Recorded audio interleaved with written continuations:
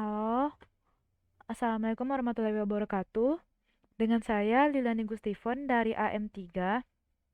Di sini saya akan menjelaskan mengenai statistik bisnis, yaitu kasus keuangan, di mana kita akan menganalisis dengan menggunakan PET diagram.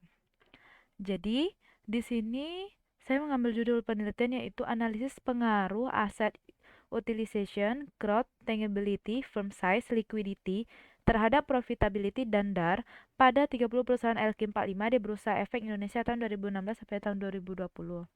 Nah, di sini ada beberapa rumusan masalah. Di sini ada juga tujuan, ada manfaat penelitian, ada hipotesis. Nah, di sini kerangka pemikirannya. Di sini saya mengambil 5X dan 2Y. Jadi, X yang pertama yaitu assets utilization, X kedua growth, X ketiga tangibility, X4 firm size, X5 liquidity, Y1 ROA atau return on asset, dan DAR Y2-nya. Selanjutnya,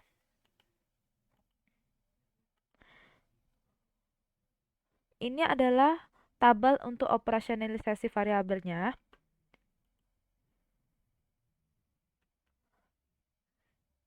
Kita akan langsung masuk ke Excel, di mana kita akan melakukan pengolahan datanya. Nah, di sini teman-teman ada lihat ada kolom share, balance, income, rasio, deskriptif, data olah, grafik. Jadi, di sini kita akan mengolah data yang kita sebelumnya sudah ambil di Bursa Efek Indonesia, di mana kita mengambilnya ada emiten, ada RO, AKRA, Antam, ASI, dan yang lainnya. Nah, diolah sehingga menghasilkan rasio. Rasio di sini akan kita masukkan ke dalam data deskriptif kita.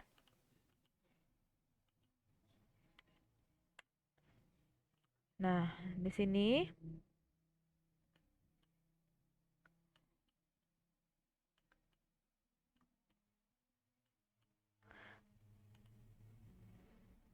Nah, ini adalah data yang akan kita olah. Dari hasil Excel ini, kita bisa melihat grafik di mana dari data deskripsi semua variabel selama 5 tahun, yaitu dari 2016 sampai 2020. Inilah grafik yang bisa kita lihat, yaitu di mana perbandingan DAR dan ROA dapat kita lihat dari tahun 2016-2017 grafiknya. Setelah itu ada perbandingan DAR dan asset utilization, ada perbandingan ROA dan asset utilization,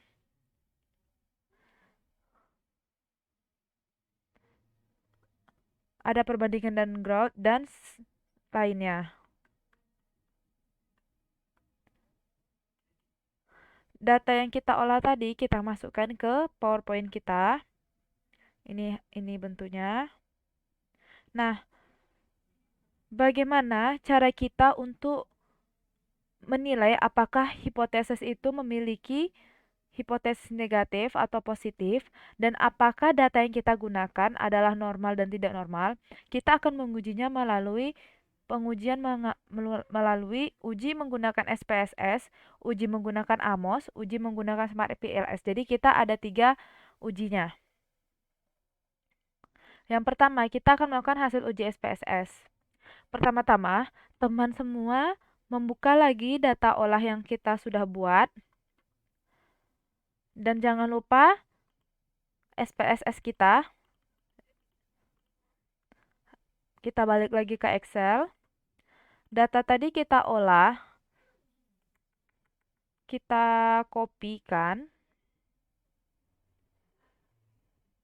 Ingat di sini ada 5 tahun. Jadi ada 5 tahun. Jadi total datanya adalah 150 karena 5 tahun dikali 30. Copy, buka SPSS. Kita copy di data view. Tinggal paste. Tunggu dulu ya. Jika sudah, teman-teman dapat lihat ini adalah nilai yang dari Excel tadi. Selanjutnya kita kembali lagi ke Excel. Kita ingin membuat judul atau variabel view-nya. Ini didapat dari judul ini, bisa kita copy, paste spesial, kita pilih transpose. Nah, di sini kita dapatnya di sini. Oke.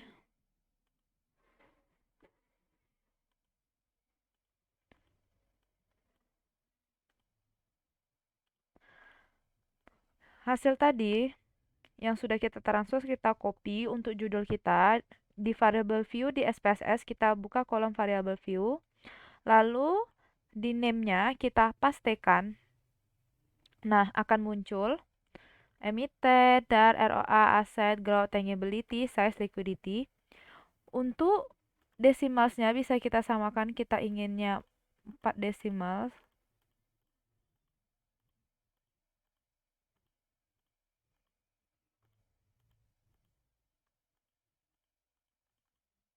Jika sudah, teman-teman kembali lagi ke data view.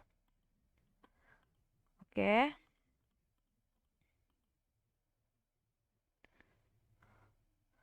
Jika teman-teman sudah buka,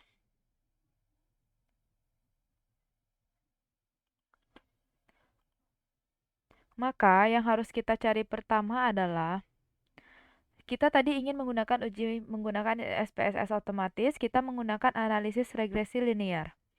Berarti teman-teman pertama buka analyze,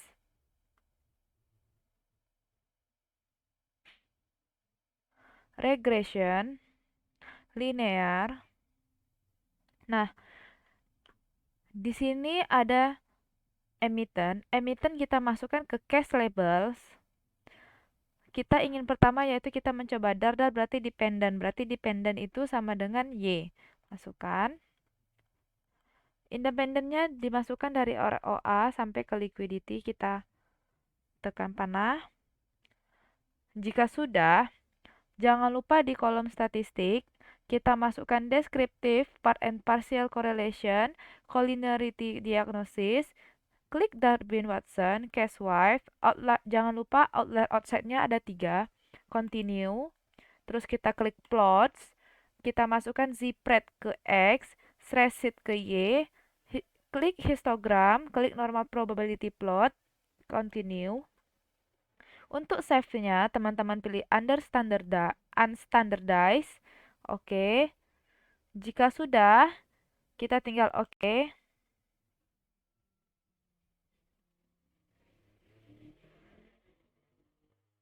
Oke. Muncul hasil output kita. Nah. Nah, ini. Nah, muncul grafiknya. Nah, di sini teman-teman bisa lihat untuk grafik apakah normal atau tidaknya, dilihat dari grafiknya ini bisa dibilang cukup jauh dari garis horizontal. Dan untuk scatter plotnya ini titik-titiknya di satu titik masih berkumpul.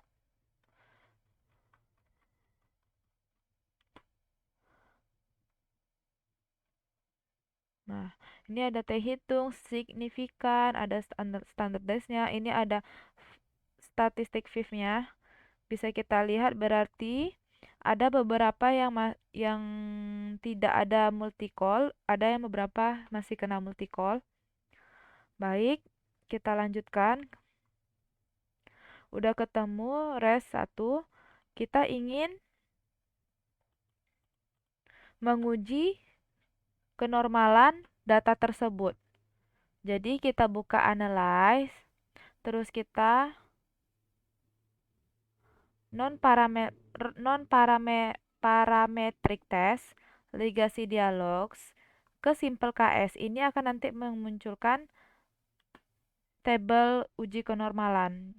Karena dependent kita ada 2, dar dan ROA, kita masukkan ke tes variable list. Jika sudah, kita klik OK. Nah, jadi ini akan muncul Kolmogorov-Smirnov test. Dapat teman-teman lihat, di sini untuk ROA-nya bisa dibilang belum signifikan, sedangkan untuk DAR-nya bisa dikatakan signifikan atau data tersebut normal, untuk ROA-nya belum normal. Ini berarti tidak ada autokorelasinya. Kita lanjutkan. Selain uji autokorelasi, kita bisa menggunakan rantes. Jadi rantes didapat dari dari analyze, non parametric test, terus legacy dialogues ke runs.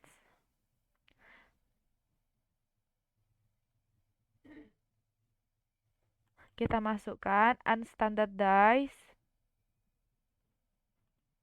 Oke.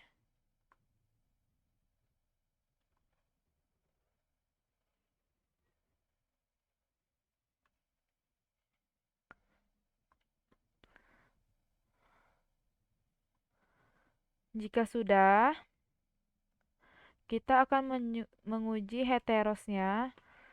Kita ke transform dulu, compute variable, arithmetic, pilih absolute, klik unstandardized, terus kita bikin namanya ABS res Y2. Ini untuk menguji uji heterosnya, yaitu dengan uji Glatzer. Kita oke kan. Terus buka lagi, transform, compute variable. Yang tadi kita hilangkan dulu. Kita pakai uji learn part, learn, unstandardized, pangkat 2. Target variabelnya kita bikin ln garis bawah res Y2. Jika sudah, oke.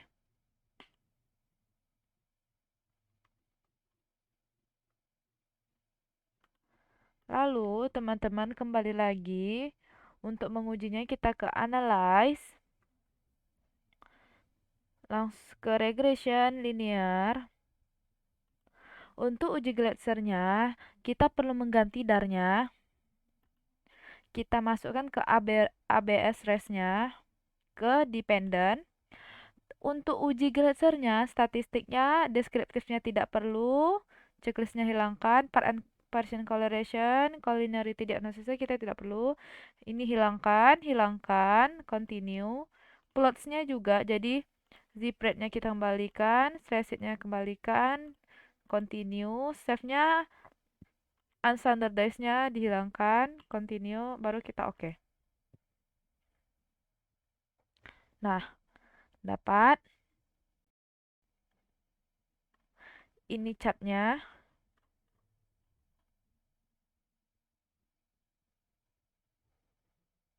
Nah, nampak berarti tidak ada heterosnya.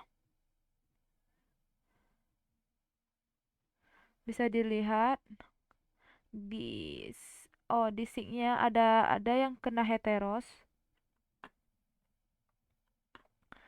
Baik, kita akan melakukan juga uji partnya pakai learn, ke analyze, regression linear. Nah, tadi dependennya kita klik ABS res, kita tukar dengan learn. Kita okekan saja. Nah, muncul.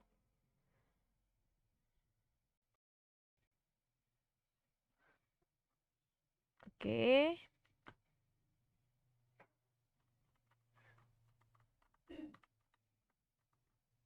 Nah, bisa dilihat datanya masih belum normal.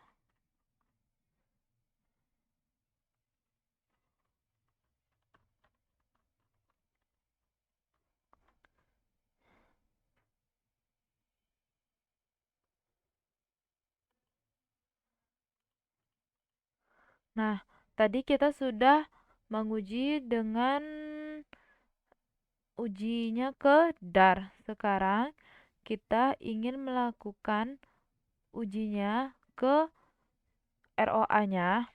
Teman-teman bisa kembali ke Analyze, Regression Linear.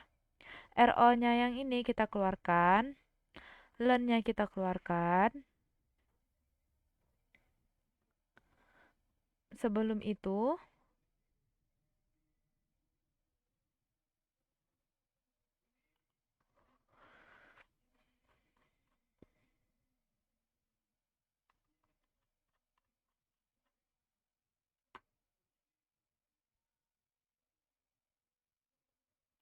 kita buka lagi Analyze, Regression Linear.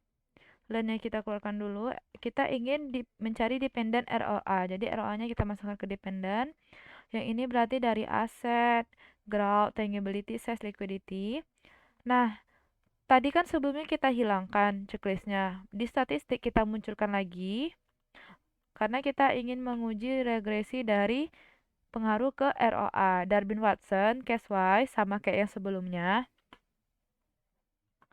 Plots, Z-spread ke X, reset ke Y. Histogram, normal probability, continue. Save, unstandardized, continue. Udah semua, kita oke kan.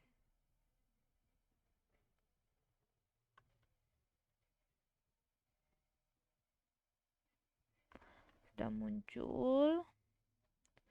Untuk pengaruh terhadap ROA dari variabel-variabel X-nya, untuk nilai multicolnya sepertinya sudah bagus karena masih di bawah 10.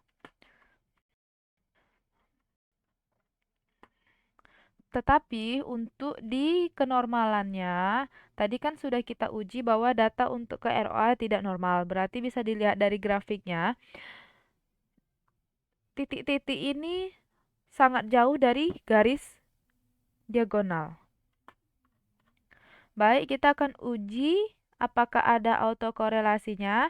Kita uji dengan rantes. Buka analyze, non-parametric parametric parametric test, terus ke legacy dialogs, ke runs. Kita pilih unstandardized yang kedua.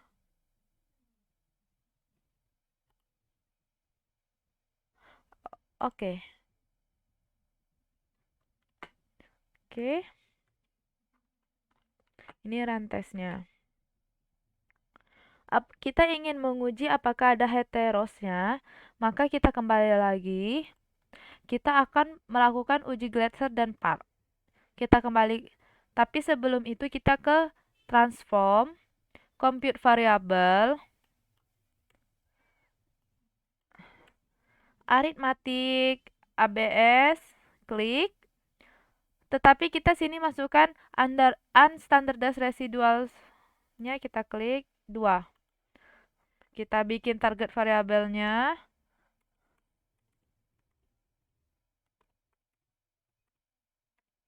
ABS res Y1 tadi Y2 sekarang Y1 kita oke kan. Jika sudah, kembali lagi kita ke transform, compute variable, kita keluarkan. Di sini kita pilih learn, unstandardized kita klik, pangkat 2. Target variabelnya learn res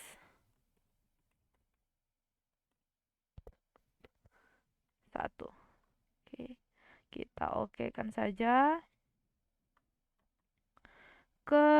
Lanjut ke analyze regression linear. Nah, kita ingin melakukan uji part, berarti kita keluarkan.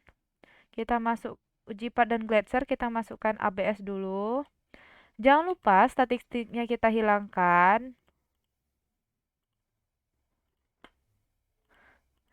Receipt, zipred kita kembalikan, histogram kita hilangkan checklistnya. Save, ini no unstandardized. Continue, kita oke.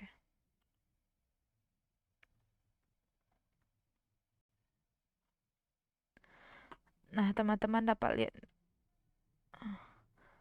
ini signya.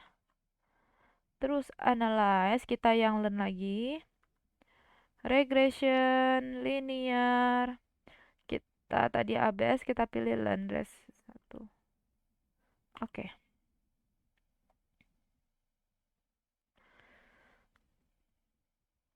Jika sudah, nah ini dia. Desi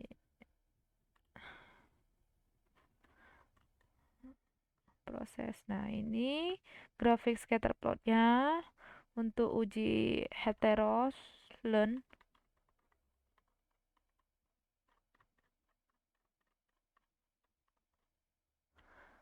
Nah, jika sudah,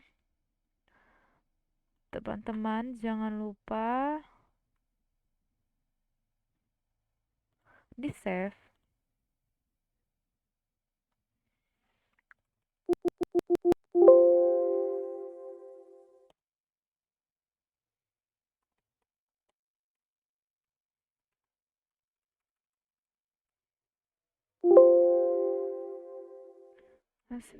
Output, output save. Nah, hasil tersebut akan kita rangkum ke hasil uji hipotesis SPSS. Ini ada standardized coefficient, t-testnya, hipotesisnya, p-value, conclusion, ada signifikan, insignifikan, berarti insignifikan itu artinya dia tidak signifikan. Angkanya akan kita masukkan sesuai pengaruhnya dari aset ke profitability. Berarti aset ke profitability.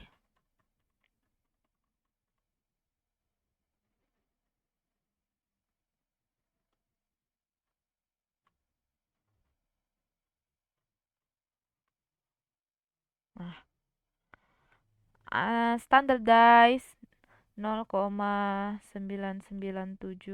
Nah, nih. Oke. Dan seterusnya kalau terus. Nah, dari hasil ujinya tersebut yang telah kita rangkum ke dalam tabel, maka kita akan membuat hasil uji dalam bentuk grafik. Ini ada aset, growth, tangibility, size, profitability, dan liquidity. Di mana jika dia menandakan garis lurus, dia signifikan. Sedangkan garis putus-putus dia insignifikan, berarti tidak signifikan.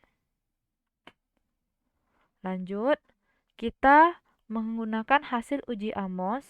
Sebelumnya teman-teman harus buka Amosnya. Ini Amos. Jangan lupa sebelum buka, teman-teman harus menyimpan data PSS yang kita telah input tadi. Lalu kita klik View Interface Properties. Kita pilih Landscape 4. Oke.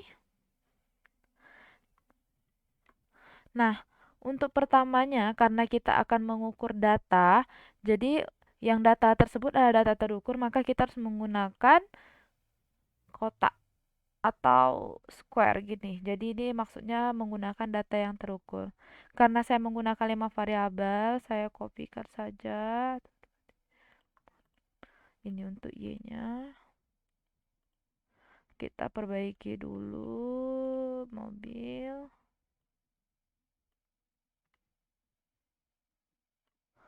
Oke, kita perbaiki. Ini terserah teman-teman. Yang penting harus rapi dan sesuai urutannya. Oke. Jika sudah,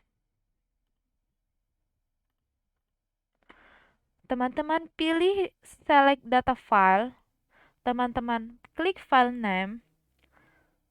Lalu buka yang tadi adalah out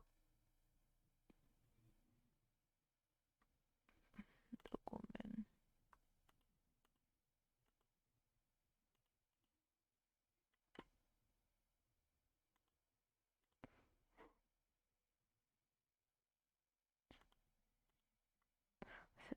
Ini yang tadi hasil open SPSS kita open. Oke. Nah, jika sudah di-input, maka kita ingin mengambil indikatornya, kita pilih list variable in dataset. Oke, muncul. Jika sudah muncul, teman-teman memasukkan dar ke Y2-nya, ROA ke Y1, asset utilization ke X1, X2, dan seterusnya. Oke, jika sudah, kita perbaiki dulu.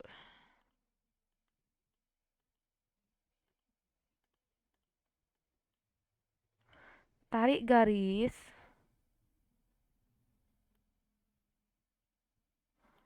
Oke, satu persatu.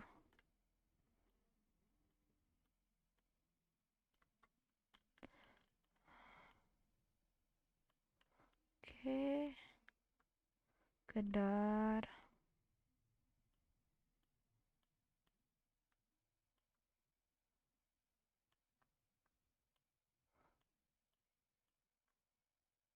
Oke, jika sudah,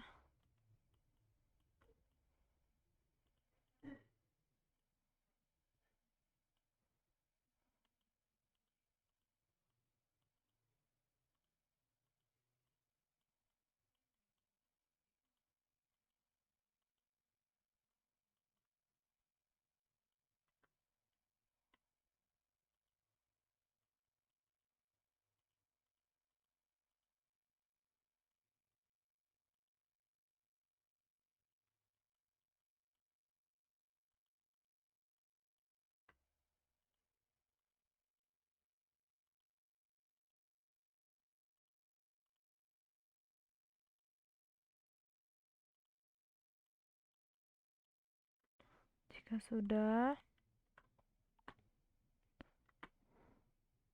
kita ingin memunculkan add a unique variable.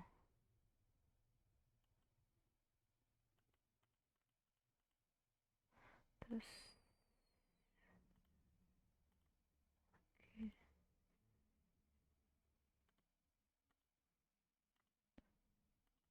kita klik, ini Z1, ini Z2.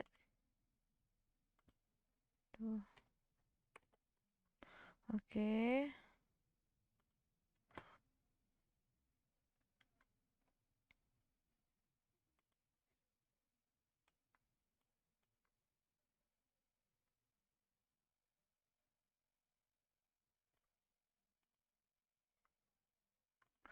Lalu setelah itu kita harus menghubungkan masing-masing variabel satu persatu.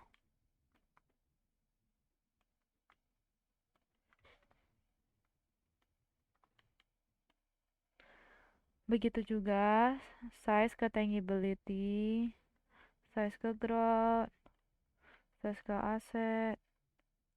Setelah itu growth, asset utilization.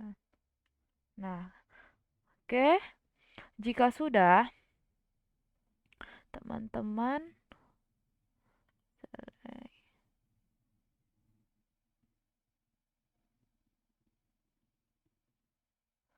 lalu jika sudah kita save dulu. Amos data keuangan. Oke. Save. Jika sudah di save, kita akan buka dulu goodness of fit test kita.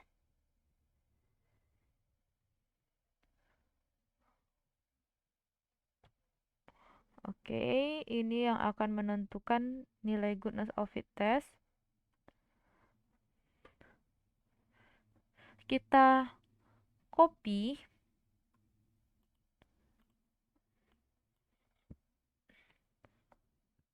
masukkan ke Amos, tapi klik title, klik, kita copy, kita pilih right align and OK. Cancel. Kita pindahkan. Oke. Jika sudah,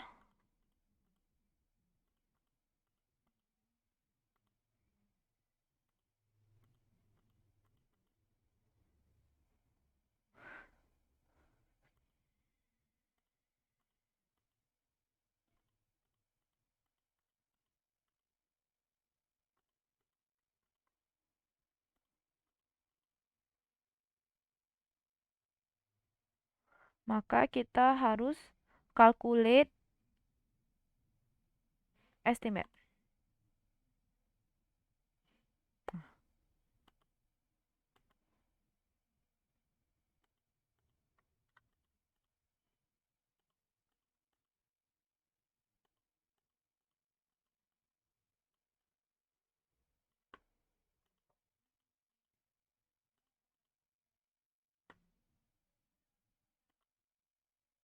Sebelum itu, view, analysis properties, di outputnya kita klik semua.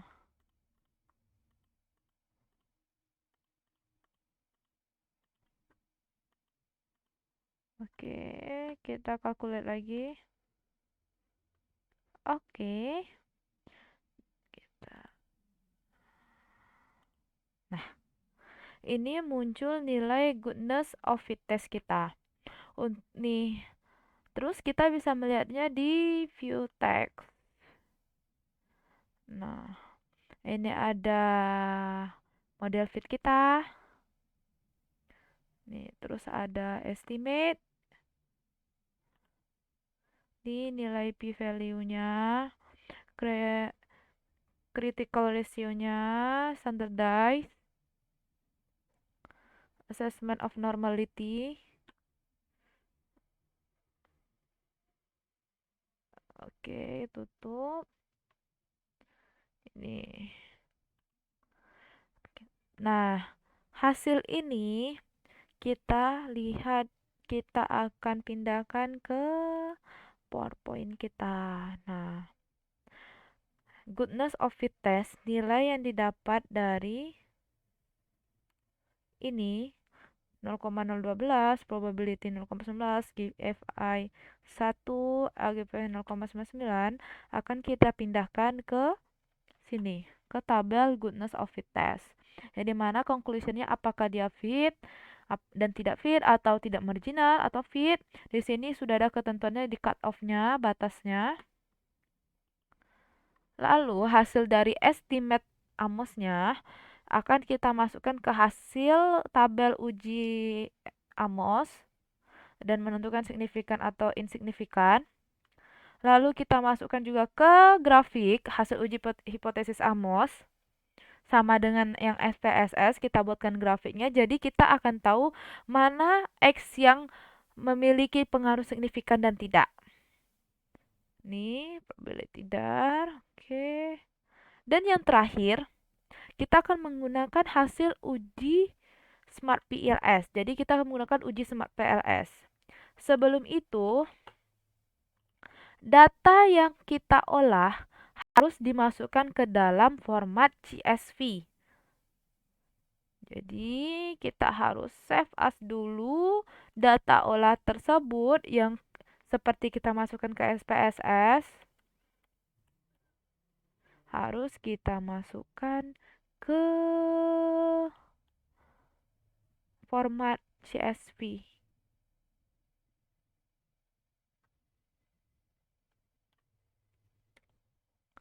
Kita copy ke new blank. Nah, ingat teman-teman, kalau untuk di Smart PLS, usahakan jangan ada warna, jangan ada tanda baca apapun karena kalau CSV akan sangat berpengaruh. Terus kita save this PC dan Smart VLS data. Kita masukkan format CSV. CSV di sini maksudnya adalah koma delimited. Save. Oke, kita keluarkan. Oke. Dan teman-teman juga harus membuka Smart PLS. Nah, kita bikin new project. Kita bikin namanya Smart PLS data keuangan. Oke, save. Jika sudah, kita double klik to import data. Kita buka tadi. Ini Smart PLS data open.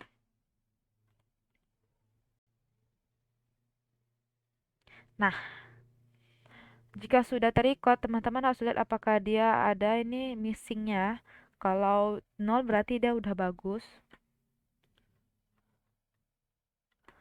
Terus kita klik Smart PLS data keuangan.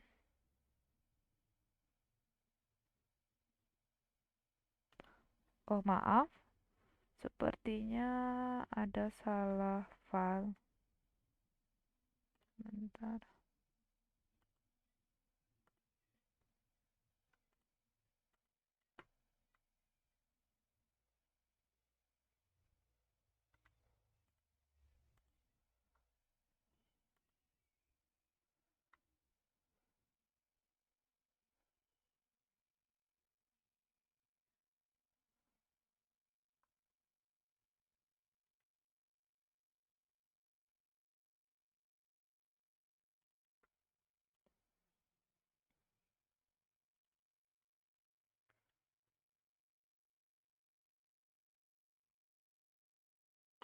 Baik, kita ulang. Kita bikin new project. Latihan ya. Oke. Jika sudah kita double klik to import data, kita pilih data kita yang sudah kita ubah.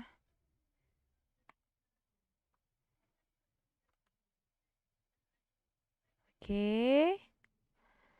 Jika sudah ada missing, kita latihan Smart PLS. Oke, sudah muncul indikatornya. Tadi, maaf sebelumnya, tadi belum ada muncul indikatornya. Terus kita ada karena ada apa? Kita bikin laten variabel. Satu, dua, bentar kita besarkan dulu. Tiga, empat, lima, satu, dua. Oke, kita select, kita rapikan.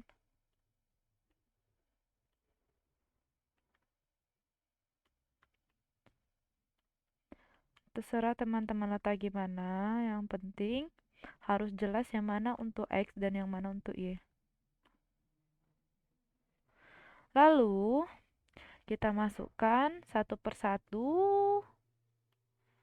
Di sini ada ROA, di sini DAR untuk sebagai Y, asset utilization, growth, tangibility, size, liquidity. Oke, ini bisa teman-teman right. Oke. Terus kita konekkan.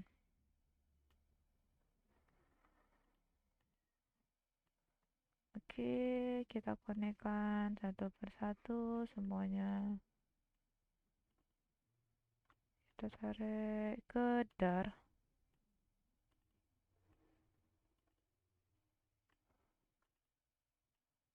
Oke, jangan lupa ada. Oke. Jika sudah terkonek, kita bisa langsung calculate PLS algorithm and start calculation.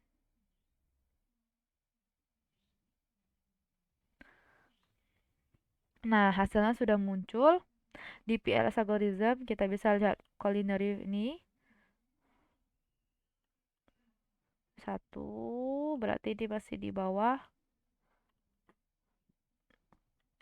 10, terus kita balik lagi.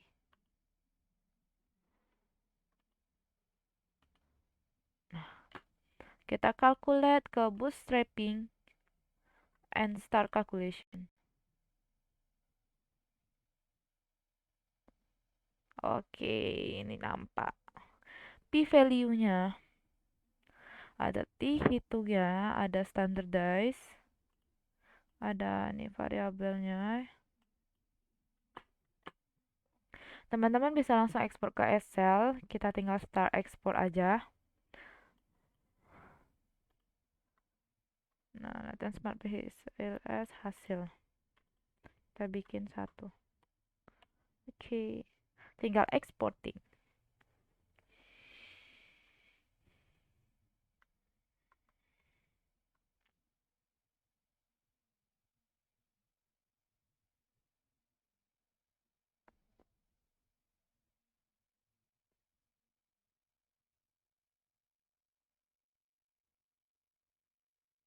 Nah, hasilnya akan tampak dalam bentuk Excel pad coefficient-nya. Oke, muncul. Nah, bisa kita ekspor dan selanjutnya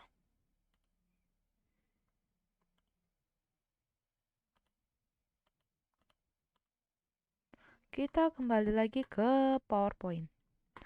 Nah, dari ini tadi kita bisa melihat dari uji multicolnya. Nah, dari VIF multicollinearitasnya, terus kita masukkan ke tabel hasil uji Smart PLS, apakah dia signifikan insignifikan. Dan kita masukkan juga ke dalam hasil bentuk grafik. Bisa dilihat dari hasil yang saya dapatkan untuk data saya, hasil yang saya dapatkan bahwa dikatakan pengaruhnya itu memiliki data yang tidak normal. Begitu saja dari saya, mohon maaf ada kesalahan. Jika ada yang kurang jelas bisa ditanyakan langsung pada saya. Terima kasih. Wassalamualaikum warahmatullahi wabarakatuh.